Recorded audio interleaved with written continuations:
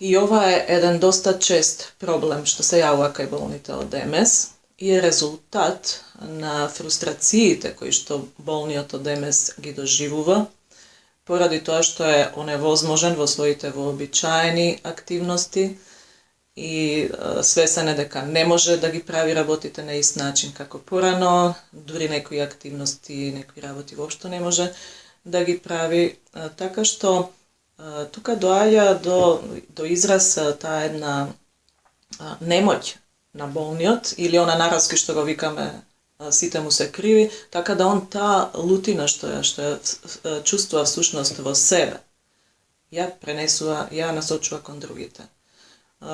Точно за тоа станува збор, дека вие сте лути самиот на себе во такви моменти, во такви ситуации. Но таа лутина, бидејќи не ја препознавате на тој начин, ја проектирате кон другите и тоа секогаш се најблиските во семејството, оние кои што ни се секој ден тука и баш се тоа луѓето што фактички најмногу и ви помагаат. Како ова да се реши, бидејќи сте свесни дека не сакате да го правите тоа, дека ги повредувате, дека предизвикувате атмосфера на нестрпливост, на викање, на караници, на лутина и така натаму. Значи, што е потребно за да се реши овој проблем? Потребно е да се обидете да ја прифатите ситуацијата сегашна таква каква што е, колку можете повеќе. Да не инсистирате да ги правите оние работи што навистина не можете да ги правите, туку да се насочите на други начини на правење на истите работи или да правите некои други активности на местото на старите. Тоа колку толку ќе намали вашата лутина, вашата нестрпливост и ќе се пренасочите многу по-позитивно во односот со вашите најблиски. Понатаму што можете друго да направите? Сетете се да го пренасочите фокусот од она што не можете да го правите на она што можете. Например, ако не можете да чистите по дома како што сте можеле порано, можете да готвите.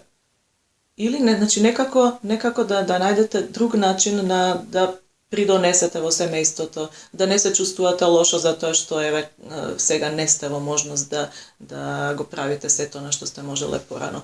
Вашите блиски ве сакаат и ве разбираат и сакаат да ви помогнат во секој момент да се чувствувате подобро, да се чувствувате посреќни, да биде подобра атмосферата дома. Така да е добро и вие нив да ги разберете колку можете повеќе. А тоа ќе го направите кога ќе се обидете самите себе си да се разберете, самите себе си да си ги разберете чувствата што ви се појавуваат, кои што произлегуваат од самата болест и од самиот стрес. Прифатете се себе си повеќе, разберете се себе си повеќе, сакајте се себе си повеќе. Вашите блиски не ве сакаат помалку затоа што вие сега не можете да ги правите работите на ист начин како порано. Зошто тогаш вие не би го правеле истото? Потоа можете да вежбате исто така благодарност. Сето она што не можете вие да го правите и што ви е потребна помош, побарете ја слободно помошта од вашите најблиски и примете ја со благодарност. Тоа е многу важно. Исто така вежбајте благодарноста секојдневно, седнете и напишете по 3 работи за кои што денес сте благодарни. Сигурна сум дека работите што вашето семејство, вашите најблиски ви помагаат да ги правите, ќе се наоѓаат на врвот на листата секој ден.